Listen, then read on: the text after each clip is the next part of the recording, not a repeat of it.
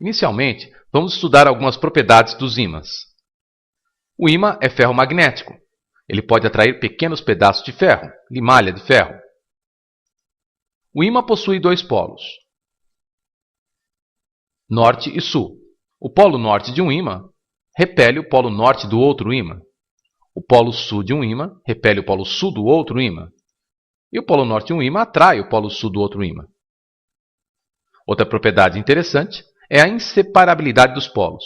Digamos que você tenha este ímã e o corte pela metade. Você vai obter dois novos ímãs. E ambos vão possuir dois polos, norte e sul, norte e sul.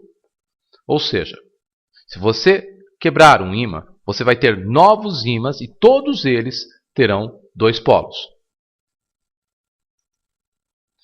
Uma aplicação interessante do magnetismo veio do fato de se poder, com uma agulha imantada, construir uma bússola. A agulha de uma bússola tende a se orientar na direção norte-sul geográfica. Para explicar este e outros fenômenos, lançamos a ideia de campo magnético. Então imagine um ímã. Se colocarmos suficientemente próximo desse ímã uma bússola, observaremos que a agulha tende a se orientar de uma maneira especial, em cada ponto. Observe. Estamos desprezando a ação do planeta sobre o ímã. Aí está. Então definimos que ao redor do ímã há uma região de interação, ou seja, se um outro ímã, por exemplo, no caso a agulha de uma bússola, for colocada nessa região, ela vai interagir com o ímã que está gerando essa região ao redor dele. Essa região, que eu cito, é o chamado campo magnético. Por definição, o campo magnético é definido através das linhas de força. E por definição, as linhas de força do campo magnético nascem no polo norte e morrem no polo sul do ímã.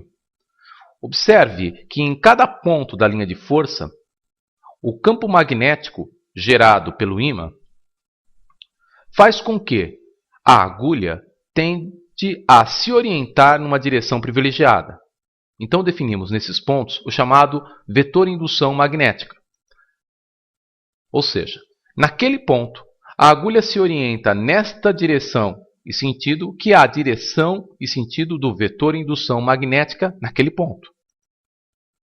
No sistema internacional, a unidade do vetor campo magnético é o Tesla. Grafa-se minúsculo, abrevia-se maiúsculo. O vetor indução magnética é tangente à linha de força e tem o sentido da linha de força. Geralmente, há uma experiência em que se tenta mapear as linhas de força colocando-se um pedaço de papel sobre um ímã. Sobre ele, jogamos limalha de ferro. A limalha de ferro tende a se orientar na direção das linhas de força em cada ponto. Observe. Aí está. Lembre-se que, por definição, as linhas de força que geram o campo magnético ao redor do ímã nascem no polo norte e morrem no polo sul.